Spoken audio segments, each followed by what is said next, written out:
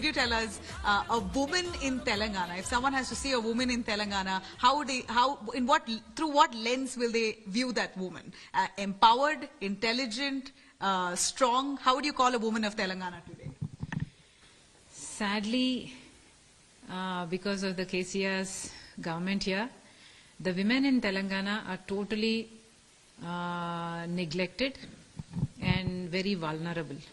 I say this because crimes against women in Telangana, the crime rate against women in Telangana stands at the #1 place in South India. Right.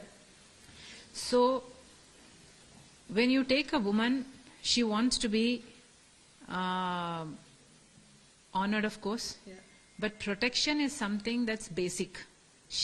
No woman would want to feel vulnerable. You're saying women feel insecure in the state? Very, very insecure, because when you just step out and see, there are so many liquor shops, so many belt shops everywhere.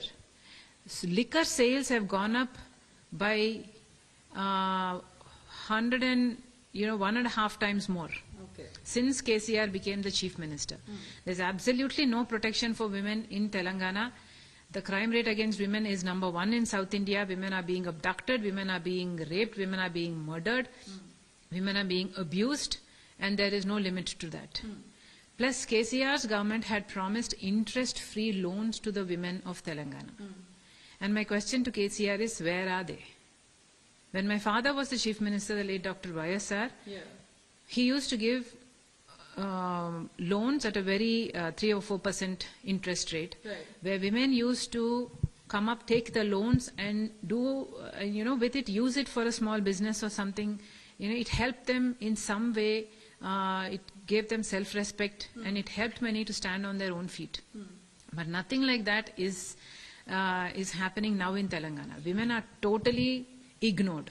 Well, when we speaking of BRS, of course, K. Kavita, KCR's daughter and MLC herself, has championed for women's reservation in the parliament. At least she was really pushing for it, and she claims credit for the announcement that was made by the BJP, a reservation for women in the parliament and elections going forward. There's no time period, but she claims credit for it. What would you say? I would say all that was a gimmick to divert the attention of her liquor scam. She was being involved in a liquor scam. She was close to getting arrested, and that's when it dawned on her that she should fight for women. So why didn't she fight earlier, is my question. And if she had the grit in her to fight for the women, then why isn't she fighting in her own party against her own father? Shouldn't she be doing something before the KCR's gate itself, before she goes to Delhi and fights for women's rights?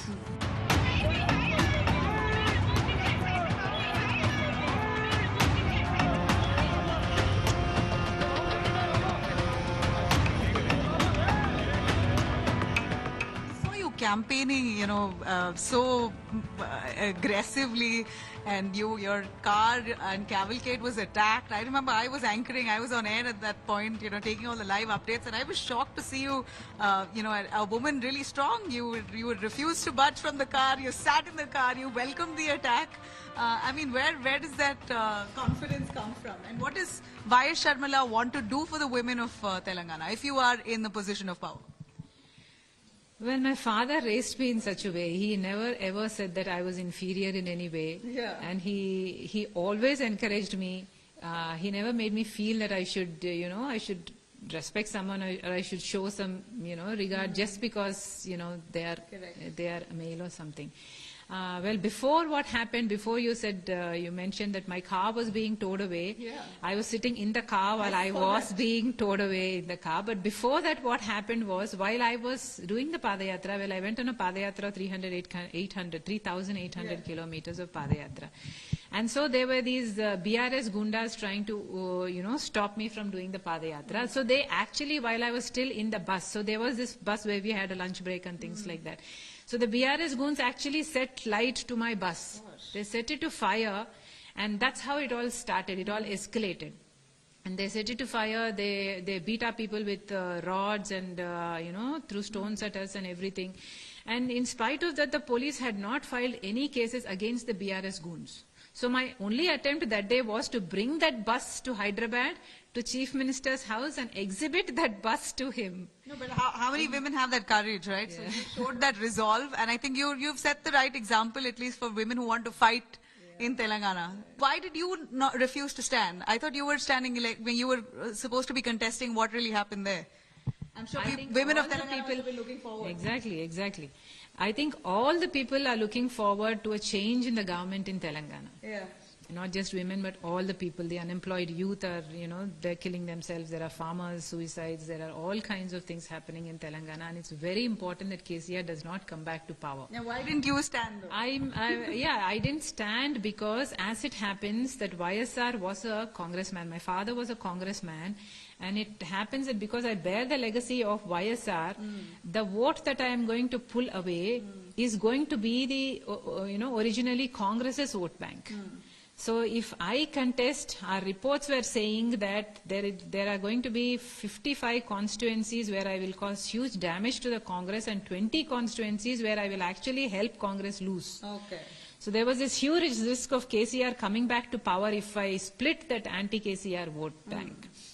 That's why I had to make this sacrifice. So in every way, you don't want KCR to be back. No, he should not come back to power because not only women, every section is being cheated by the KCR, and it's an extremely corrupt government. So you're wholeheartedly supporting the Congress? Yes, I am having to because I do not want KCR to come back to power. Why didn't you merge with the Congress, your party? Well, that's a huge decision, and this is a young party, and I can't do this just for one election.